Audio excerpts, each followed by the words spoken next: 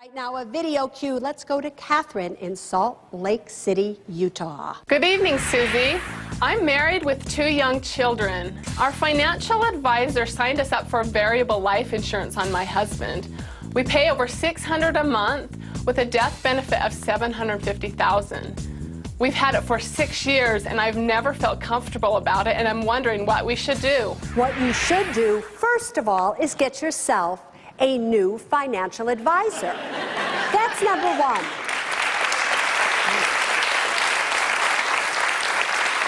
You know, Miss Orman here has a top 10 hate list of investments that she hates. And she hates them because they literally do absolutely nothing for you, and they do everything, in my opinion, for the financial salesperson that sold them to you. And variable life, universal life, whole life insurance, that's probably on the top of Miss Orman here's top hate list. So, the only type of life insurance that you should have, in my opinion, is term insurance. Insurance that's good for a specific period, a term, usually until your youngest child is 23 years of age.